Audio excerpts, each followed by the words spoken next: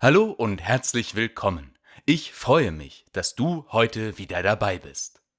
Heute geht es um etwas ganz Wichtiges, das viele oft vergessen. Pausen. Warum sie beim Lernen wichtig sind und warum du kein schlechtes Gewissen haben musst, wenn du mal nichts machst. Teil 1. Die Angst vor dem Stillstand. Vielleicht kennst du das. Du willst Deutsch lernen. Du bist motiviert. Du machst jeden Tag etwas. Und dann kommt ein Tag, an dem du einfach keine Kraft hast. Oder ein Tag, an dem du nur Ruhe brauchst. Und sofort denkst du, oh nein, jetzt verliere ich meinen Fortschritt. Ich hätte heute noch etwas machen sollen. Aber weißt du was? Das ist normal. Es ist notwendig. Pausen sind kein Problem. Sie sind Teil des Prozesses. Teil 2. Was in deinem Gehirn passiert. Wenn du lernst, also zum Beispiel neue Wörter oder Grammatikregeln, dann speichert dein Gehirn das nicht sofort ab. Es braucht Zeit, es braucht Wiederholungen und es braucht auch Ruhephasen. Das Gehirn sortiert das Gelernte nicht beim Lernen selbst, sondern in den Pausen danach. Du kennst das vielleicht. Am Abend nach dem Lernen weißt du nichts mehr. Aber dann am nächsten Morgen erinnerst du dich plötzlich an alles. Warum? Weil dein Gehirn in der Pause gearbeitet hat. Pausen sind also wie Dünger für dein Gedächtnis. Ohne sie wächst nichts richtig. Teil 3. Meine eigene Erfahrung mit Pausen. Ich habe früher gedacht, ich muss jeden Tag etwas tun. Und wenn ich mal einen Tag nichts gemacht habe, hatte ich sofort ein schlechtes Gewissen. Ich habe mich gedrängt, selbst wenn ich müde oder gestresst war. Ergebnis? Ich war oft frustriert. Ich habe Wörter gelernt und sie sofort wieder vergessen. Ich war nicht schlecht, ich war überlastet. Heute mache ich es anders. Wenn ich merke, heute kann ich nichts mehr aufnehmen, dann lasse ich es. Und oft ist es so. Nach einer Pause geht alles viel leichter.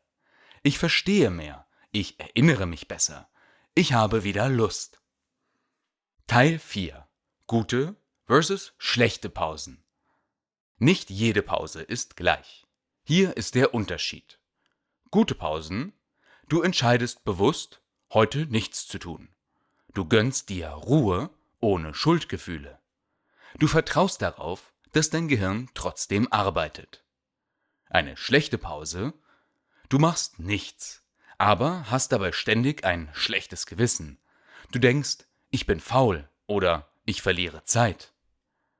Du stresst dich innerlich und das blockiert dein Lernen. Merke dir, eine bewusste Pause ist Teil deiner Lernstrategie. Und Pausen müssen nicht immer lang sein.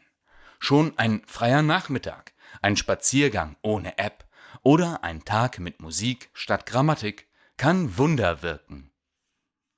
Teil 5. 5 Tipps für gesunde Pausen.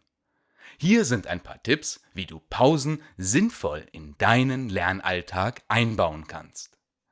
Erstens. Plane Pausen ein. Nicht nur Lernen, sondern auch Erholung. Zum Beispiel 5 Tage Lernen, 2 Tage Pause. Zweitens. Hör auf deinen Körper. Wenn du müde bist, dann lerne nicht weiter, sonst wird's nur frustrierend. Drittens. Mach etwas anderes, aber bewusst. Spazieren, Musik hören, kochen und das ohne Druck. Das Gehirn arbeitet im Hintergrund weiter.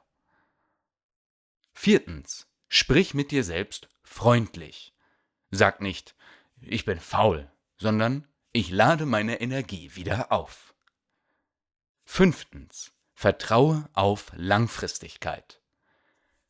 Du lernst nicht für heute, du lernst für dein Leben und du brauchst Geduld. Also, wenn du Deutsch lernst, dann denk daran.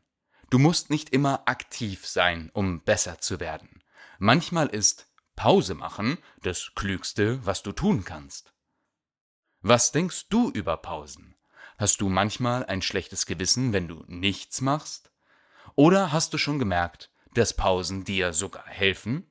Schreib es mir gern in die Kommentare.